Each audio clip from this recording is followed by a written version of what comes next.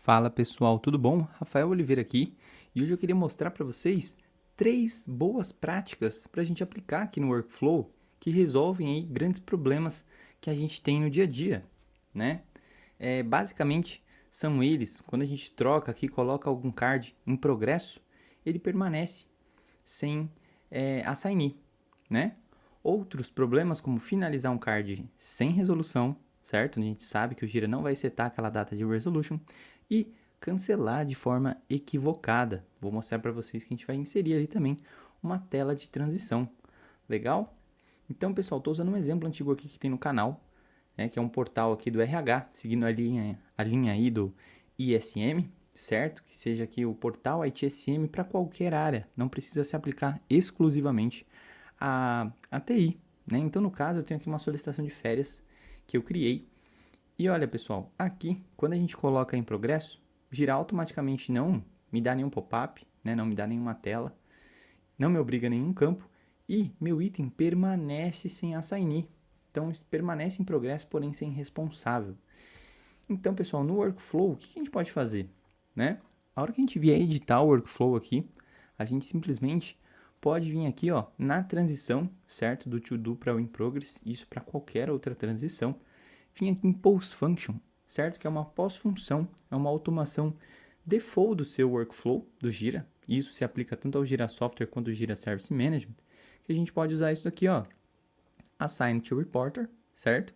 Assign to Lead Developer, se a gente tiver definido no projeto. Ou, aqui a gente mais usa, né, que é o Assign to Current User, que seria designar o item para o usuário atual, o usuário que fez o clique naquele momento, certo? Então, vou implantar ela, vou publicar meu workflow, né? Lembrando que sempre que se a gente não publicar o workflow, a alteração permanece ali no modo de rascunho, certo? Vou voltar aqui no chamado, vou voltar ele para o to-do, tá? Então a gente vai ver que agora, quando eu faço a transição do to-do para o in progress, ele automaticamente puxa e assume o meu usuário para o assignee. Assim eu sempre vou ter cards em andamento com uma pessoa responsável, certo? Então a pessoa que der o clique ali é ela que vai ser designada como assignee para a gente não ter mais esse problema de cards sem responsáveis. Legal?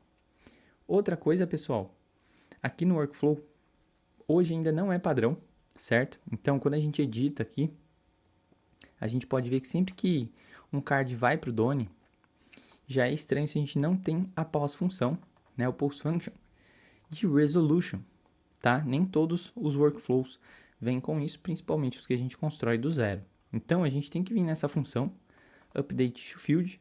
Por que ela e não o custom field? Porque, gente, a resolution é um campo padrão, tá? Do próprio Gira. Então, ele vai estar aqui, ó, resolution, e a gente coloca o done ou o resolution que melhor se aplica a esse caso. Por que a gente faz isso? Porque quando a gente encerra e ele tem um resolution, né, ele tem a resolução, vou publicar o workflow aqui, o Gira automaticamente vai implantar o resolution date, que é diferente da data que ele fechou, né, a data que ele foi resolvido, que geralmente deveria ser a mesma, certo? Um outro gap, né, pessoal, quando a gente tem vários status de fim, digamos assim, já que a gente tem aqui o done, né, que a gente arrumou aqui o post function, e o cancelado também está vazio. Então a gente pode colocar mais uma vez, né? Vir em post function, adicionar pós-função, update issue field, porque é um campo padrão, não é um custom field, certo? E a gente vai colocar aqui resolution e vai colocar, já que eu cancelei, vou colocar o declined nesse caso, para assim, caso ele for cancelado, ele também assuma uma resolução de cancelado. Além disso, pessoal, observando o fluxo, a gente tem um reabrir, né? Eu não recomendo usar o reabrir, porque geralmente os chamados ficam ali numa recorrência infinita, tá? Mas se o seu processo contempla o reabrir, o que é muito legal a gente fazer, tá? Aqui em pós-função, a mesma coisa. Assim como a gente colocou, a gente se certificar ó, que tem o clear. Então, a gente vai no resolution, tá? Vou abrir aqui para vocês, que eu já tinha implantado para vocês verem. O resolution e a gente vai colocar como none, né? Como nenhuma, como vazio. Porque o card saiu da resolução final, ele foi reaberto. Então, é muito importante que a gente limpe esse campo de volta, tá? Para que a gente atualize, caso ele seja cancelado ou encerrado novamente, a gente atualize ali a parte com o novo resolution date. Legal? Lembrando que todas as alterações que a gente fizer, é importante a gente publicar o workflow. Como eu estou no ambiente de teste, para o vídeo não ficar tão longo, não estou gerando backup do workflow, tá? Mas, por favor, pessoal, gerem backups, ok? E, pessoal, aqui no cancelar, terceira dica aí de boas práticas que eu quero passar para vocês é a parte de como a gente coloca uma validação aqui no Cancelled, né? Então, toda vez a gente colocou aqui a transição, onde a qualquer momento, né, a gente deixou aqui, ó, permitir que todas as transições venham para cá, né? Ó, se eu colocar aqui a qualquer momento do meu fluxo, eu posso cancelar esse chamado, porém, eu quero colocar uma tela, né? Então, sempre que a gente clica aqui na transição, ele vai abrir essa janelinha e vai me permitir adicionar uma tela. Eu já tenho uma tela pronta chamada cancelamento, né? Essa tela cancelamento eu uso para quê?